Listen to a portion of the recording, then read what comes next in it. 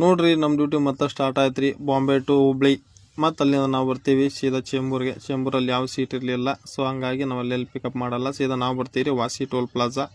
ವಾಸಿ toll plaza pass ಆದ ತಕ್ಷಣ ನಾವು ಹಾಕ್ಯವ್ರಿ ಸೀದಾ ವಾಸಿಗೆ ಹೋಗ್ತೀವಿ. ವಾಸಿಯಲ್ಲಿ ನೋಡಿದ್ರೆ ಸ್ವಲ್ಪ ಗಾಡಿ ಜಾಮ್ ಇದ್ವು, ಸೊ ಹಚ್ಚಾಕು ಜಾಗ ಇರಲಿಲ್ಲ. ಸ್ವಲ್ಪ ಮುಂದ್ಗಡೆ ಜಾಗ ಇತ್ತು, ಸೈಡ್ ಹಾಕ್ಕೊಂಡು ಅಲ್ಲೆಲ್ಲ ಸ್ವಲ್ಪ ಪಿಕಪ್ ಮಾಡ್ಕೊಂಡು ನಾವು ಬರ್ತೀವಿ ರೀ ಸೀದಾ ಕಾರ್ಗರದಾಗ ಇದು ಒಂದೆರಡು ಸೀಟ್, ಅಲ್ಲೂ ಸ್ವಲ್ಪ ಜಾಮ್ ಇತ್ತು. ಅಲ್ಲಿ ಹಂಗೆ ಸ್ವಲ್ಪ ಮುಂದೋಗಿ ಲೈಟಾಗಿ ಒಂದು ವಿಡಿಯೋ ಮಾಡ್ಕೋತೇವ್ರಿ. ಲೈಟ್ ಯಾಕಂದ್ರೆ ನಾವು ನಮ್ಮ ಟ್ರಯಲ್ ಇನ್ನೊಬ್ಬರು ಡ್ರೈವರ್ ಇದ್ರೆ ಹೊಸದಾಗಿ ಬಂದಿದ್ರೆ, ಸೊ ಅವ್ರದ್ದು ನಮ್ದೆಲ್ಲ ಒಂದು ಲೈಟಾಗಿ ವಿಡಿಯೋ ಮಾಡ್ಕೋತೀವಿ.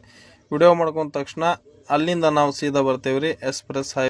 ಅಲ್ಲಿಂದ ನಮಗೆ ಸ್ಟಾರ್ಟ್ ಆಗತ್ತೆ ರೀ ಸೀದಾ ಖಂಡಾಲದಾಗ ಬರ್ತೇವೆ. ಟನ್ನಲ್ ಎಲ್ಲ ದೊಡ್ಡ ಇದ್ವು, ಸೊ ಅದಕ್ಕೋಸ್ಕರ ಯಾರ್ಯಾರು ಡ್ರೈವರ್ಗಳಿದ್ರೆ ಎಲ್ಲರೂ ಸ್ವಲ್ಪ ಸ್ಲೋ ಆಗಿ ಗಾಡಿ ಓಡಿಸ್ರಿ. ಯಾಕಂತಂದ್ರೆ ನಾಳೆ ನಮಗೇನ್ರ ಹೆಚ್ಚು ಕಡಿಮೆ ಆದ್ರೆ ನಮ್ಮ ಮನೆಯವ್ರು ಎಲ್ಲರೂ ಬಂದು ಬೀದಿಗೆ ನಿಲ್ತಾರೆ. ಯಾಕಂದ್ರೆ ನಮ್ಮ ಮಕ್ಕಳಾಗಲಿ ನಮ್ಮ ಯಾರೋ ಆಗಲಿ ನಮ್ಮ ಫ್ಯಾಮಿಲಿ ಎಲ್ಲರೂ ಬಂದು ಬೀದಿಯಲ್ಲಿ ಬಲ್ಲಿ ನಿಂತ್ಕೋಬೇಕಾಗ್ತದೆ. ಯಾಕಂದ್ರೆ ನಾವೇ ಅವರಿಗೆ ಇಲ್ಲ ಅಂದ ತಕ್ಷಣ ಸೊ ಅವ್ರು ಏನೋ ಮಾಡಬೇಕು, ಏನು ಮಾಡೋಕ್ಕಾಗಲ್ಲ ಅವರು. ಅದಕ್ಕೋಸ್ಕರ ಎಲ್ಲರೂ ಸ್ವಲ್ಪ ಸ್ಲೋ ಆಗಿ ಗಾಡಿ ಓಡಿಸ್ರಿ.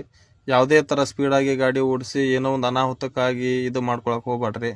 ಸೊ ಅದಕ್ಕೋಸ್ಕರ ಯಾರ್ಯಾರು ನೀವು ಡ್ರೈವರ್ ಫೀಲ್ಡಲ್ಲಿ ಇದ್ದೀರಾ, ಸೊ ಎಲ್ಲರೂ ಸ್ವಲ್ಪ ಸ್ಲೋ ಆಗಿ ಗಾಡಿ ಓಡಿಸಿದ್ರೆ ನೀವು ಸೇಫ್ ಆಗಿರ್ತೀರ, ನಿಮ್ಮ ಮನೆಯವರೆಲ್ಲರೂ ಸೇಫ್ ಆಗಿರ್ತಾರೆ. ಸೊ ಫೈನಲಿ ನಾವು ಬಂದು ರೀಚ್ ಆದ್ರಿ ಹುಬ್ಳಿಗೆ ಬಂದೆಲ್ಲ ರೀಚ್ ಹಾಕೊಂಡು ನಿಂತ್ಕೊಂಡು